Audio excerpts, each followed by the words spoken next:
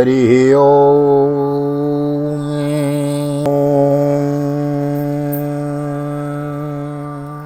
जय श्री राधे, जय श्री कृष्ण। आप सभी को हृदय से प्यार भरी राधे राधे। और कैसे हैं आप सब? आशा करते हैं ठाकुर श्री राधा माधव की असीम अनुकंपा से आप सभी कुशल मंगल होंगे और भगवान की भक्ति में लीन होंगे। मैं राधेश्याम वशिष्ठ नित्य की भांति आपका बहुत बहुत स्वागत करता हूँ। ले चलता हूँ आज की पावन कथा प्रसंग में, जिसके अंतर्गत श्रीमद् भागवत के अष्टम अध्याय के अंतर्गत अष्टम स्कंद के अंतर्गत सप्तम अध्याय में आज हम प्रवेश करेंगे। समुद्र मंथन की विस्तार पूर्वक कथा श्रवण कर रहे हैं। पिछले अध्याय में हमने श्रवण किया किस प्रकार भगवान ही अपने गरुड़ के ऊपर मंदराचल पर्वत को लेकर गए और समुद्र में स्थापित किया है। आइए आगे की कथा हम आज श्रवण करेंगे। एक निवेदन अवश्य करना चाहेंगे, नए आए हैं चैनल को सब्सक्राइब कर लेंगे, बेल आइकन को भी प्रेस कर दीजिए। आइए मेरे साथ गोविंद नाम गुनगुनाइए। श्री कृष्ण गोविंद हरे मुरारी, नाथ नारायण वासुदेव। श्री कृष्ण गोविंद हरे मुरारी, नाथ नारायण वासुदेव। हे नाथ नारायण वासुदेव, हे नाथ नारायण वासुदेव। श्री कृष्ण गोविंद हरे मुरारी, नाथ नारायण वासुदेव। नारायणं नमस्कृत्य नरं चैव नरोत्तमं देवीं सरस्वतीं व्यासं ततो जयमुदीरयेत्। कृष्णाय वासुदेवाय हरये परमात्मने प्रणतक्लेशनाशाय गोविन्दाय नमो नमः। ओम नमो भगवते वासुदेवाय। श्रीमद्भागवत महापुराणं मत सप्तम अष्टम स्कंद सप्तमो अध्यायः। श्रीशुकोवाच तीनागराज मामंत्रो फलभागेन वासुकीं परिवीर्य गिरौ तस्मै नेत्रमब्धिं मुदान्वितो आर्यभिरेषु संयुक्ता अमृतार्थं कुरुद्वः।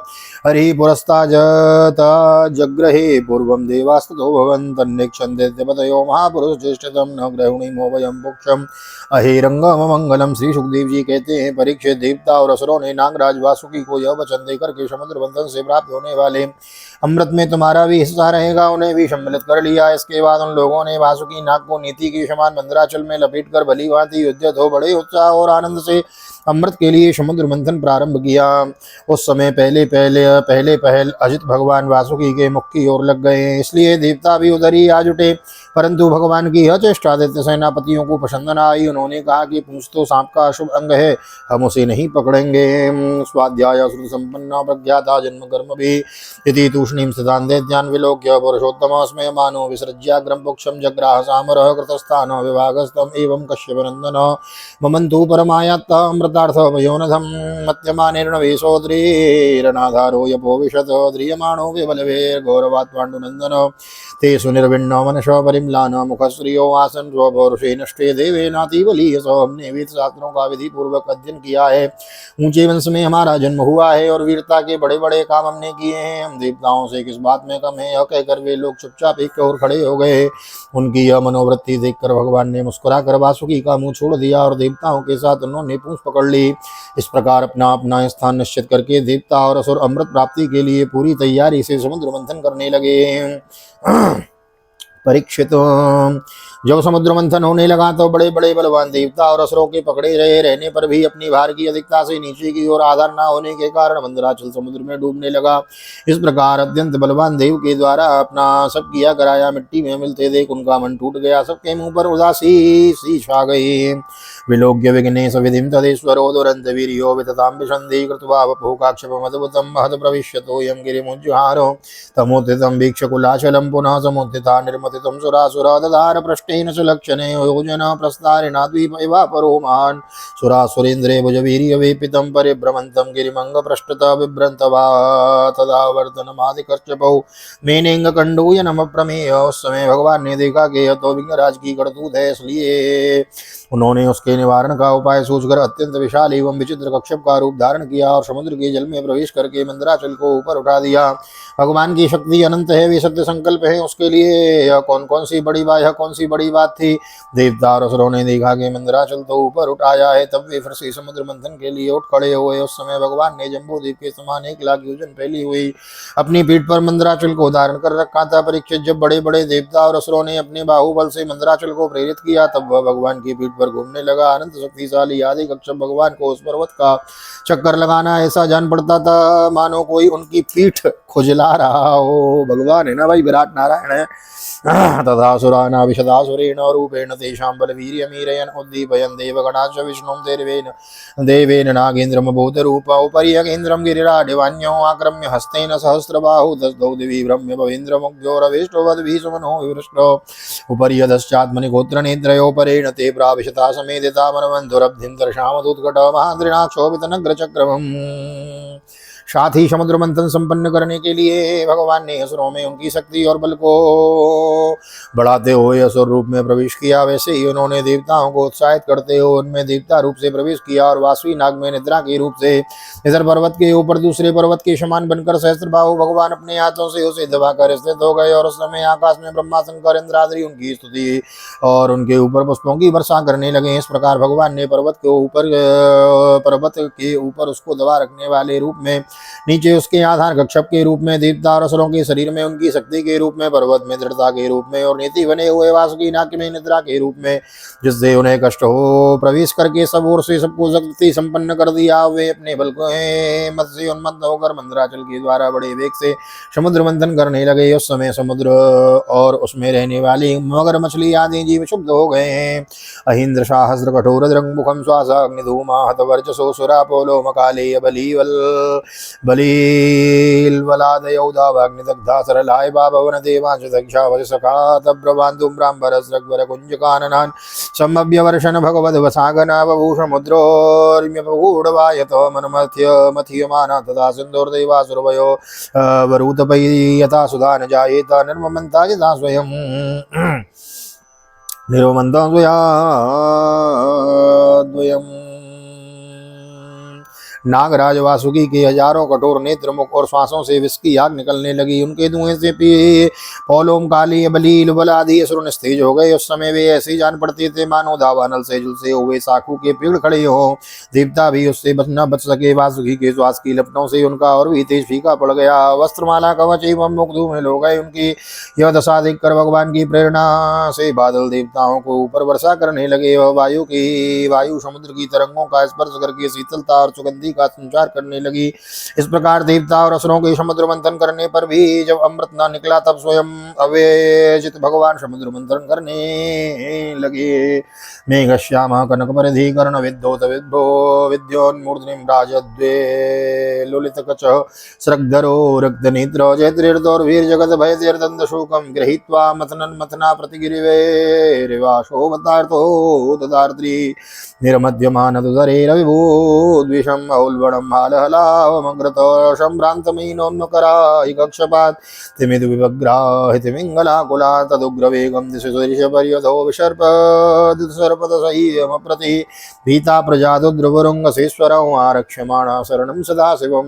केशमान सांवले शरीर पर सुनहला पीतांबर, कानों में बिजली के समान चमकते हुए कुंडल, सिर पर लहराते हुए घुंघराले बाल, नेत्रों में लाल लाल रेखाएं और गले में वनमाला सुशोभित हो रही थी। संपूर्ण जगत को अभय दान करने वाले अपने विश्व विजयी दंडों से वासुकी नाग को पकड़कर तथा कुर्म रूप से पर्वत को धारण कर जो भगवान मंदराचल की मथानी से समुद्र मंथन करने लगे, उस समय वे दूसरे पर्वतराज के समान बड़े ही सुंदर लग रहे थे। जब अजित भगवान ने इस प्रकार समुद्र मंथन किया, तब समुद्र में बड़ी खलबली मच गई। मछली, मगर, सांप और कछुए भयभीत होकर ऊपर आ गए और इधर उधर भागने लगे। तिमी, तिमिंगल आदि मत्स्य, समुद्री हाथी और ग्राह व्याकुल हो गए।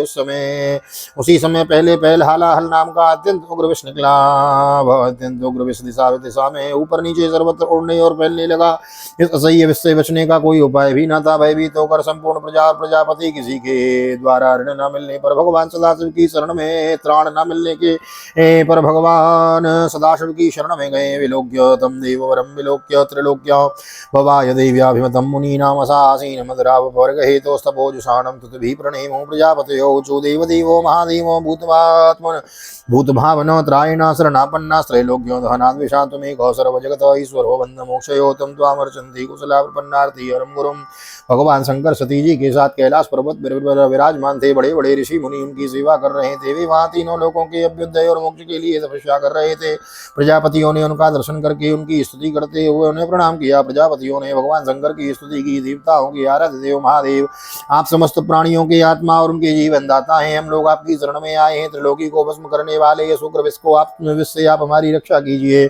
सारे जगत को बांधने और मुक्त करने में एकमात्र आप ही समर्थ हैं। इसलिए विवेकी पुरुष आप ही की आराधना करते हैं, क्योंकि आप शरणागत की पीड़ा को नष्ट करने वाले एवं जगत गुरु हैं।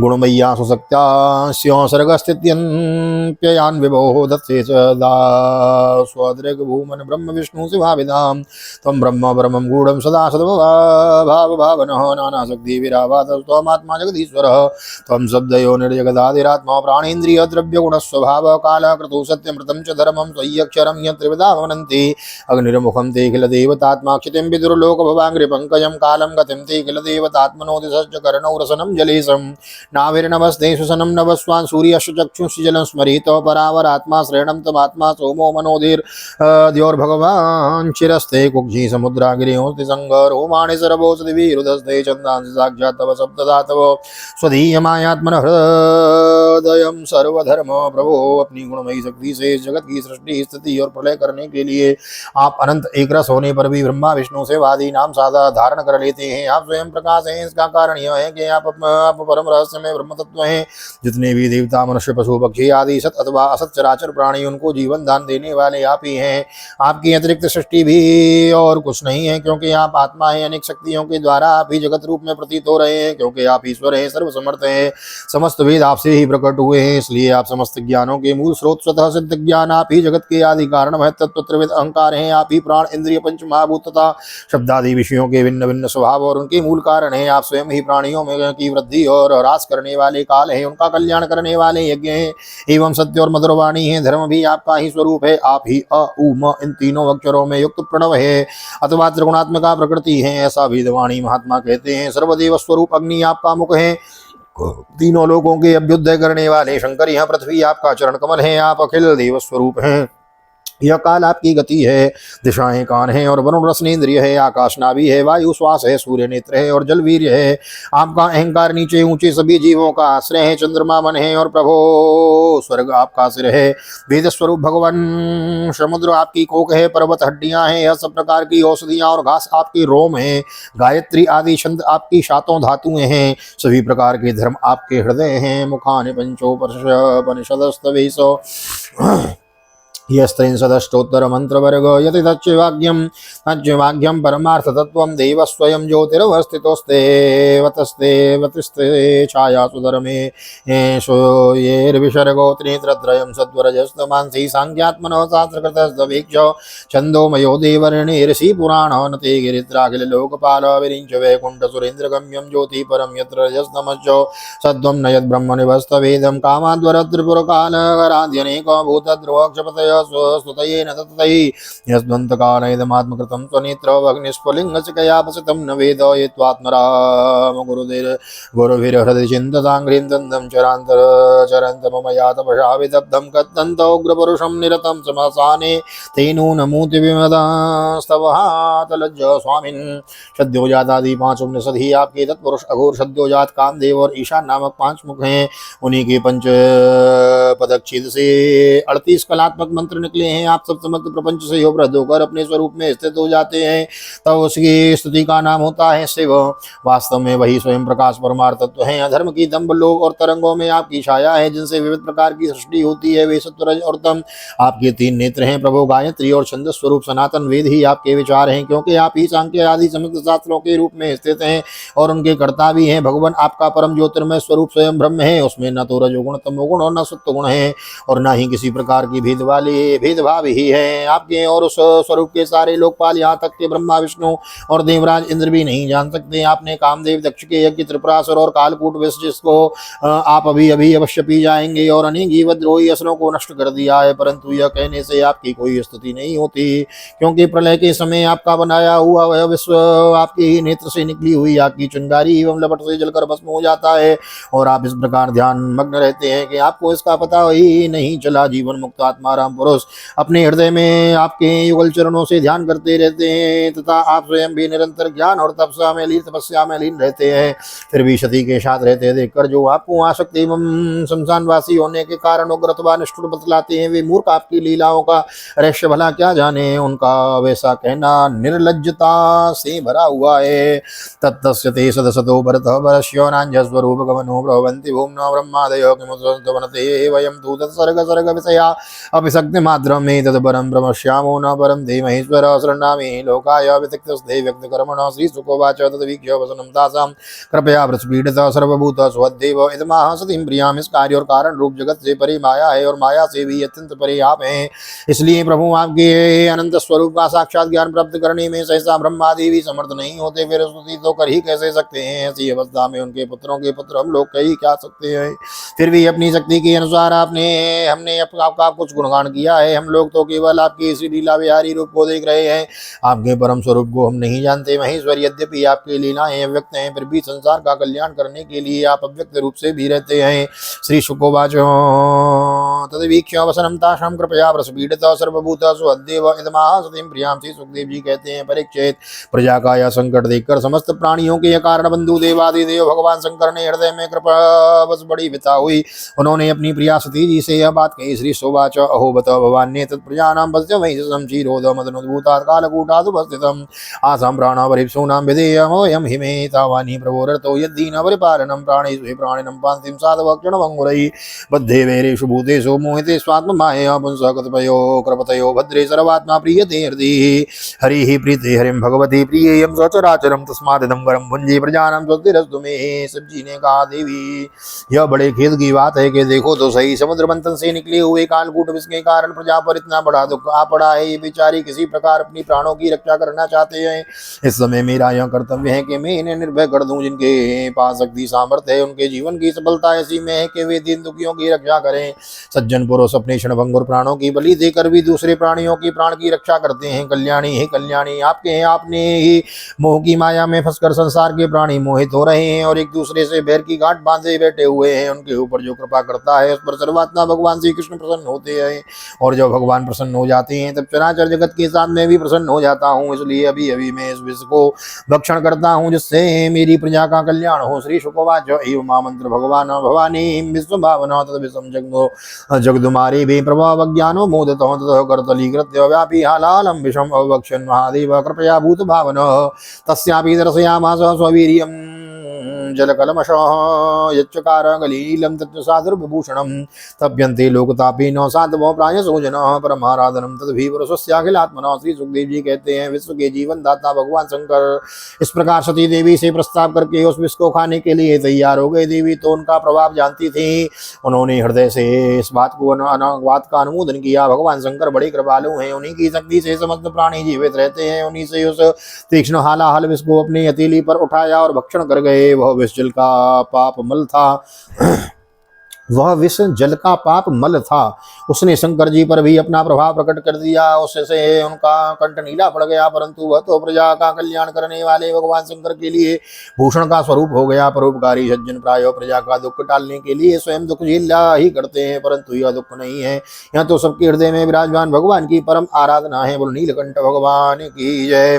निशम्य कर्म दक्षा भोर देव देवस्य मीडुसे प्रजा दाक्षायणी ब्रह्म वैकुंठ संसरे प्रस्कनम पिबत प्राणेर यदकिंचित् जग्रहु स्म तत् वृश्चिकाहे विशेषध्यो विशोषध्यो दंदसूकाशये परे हे देवादिदेव भगवान शंकर सबकी कामना पूर्ण करने वाले हैं। उनका यह कल्याणकारी अद्भुत कर्म सुनकर संपूर्ण प्रजा दक्ष कन्या सती ब्रह्मा जी और स्वयं विष्णु भगवान भी उनकी प्रशंसा करने लगे। जिस समय भगवान शंकर विस्मान कर रहे थे उस समय उनके हाथ से थोड़ा सा विष टपक पड़ा था, उसे बिच्छू सांप तथा अन्य विषैले जीवों ने एवं विषैली औषधियों ने ग्रहण कर लिया था। श्रीमद्भागवते महापुराणे पारमहंस्यां संहितायां अष्टम स्कंधे अमृतमतने सप्तमोत्सव श्री बालकृष्ण चरणार्पणमस्तु श्री राधाकृष्ण चरणार्पणमस्तु कृष्णाय वासुदेवाय वासुदेवाय हरये परमात्मने प्रणतक्लेशनाशाय गोविन्दाय नमो नमः। हरे कृष्ण कृष्ण कृष्ण हरे हरे, हरे राम राम राम हरे हरे, राधे कृष्ण कृष्ण कृष्ण राधे राधे, राधे श्याम श्याम श्याम राधे राधे। बोल राधा गोविंद भगवान की जय। श्रीमद्भागवत महापुराण की जय।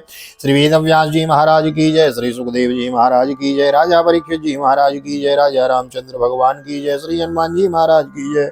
गोवर्धन नाथ की जय। यमुने महारानी की जय। वृंदावन माँ के बिहारी लाल की जय। गैया मैया की जय। तुलसी मैया की जय। अपने अपने माता पिता की जय। सदगुरुदेव भगवान की जय। आज के आनंद की जय। जय श्री राधे जय श्री राधे जय श्री राधे श्याम। जय जय राधे जय जय श्याम। सबको मिले वृंदावन धाम, ऐसी प्रार्थना मेरी ठाकुर जी के चरणों में।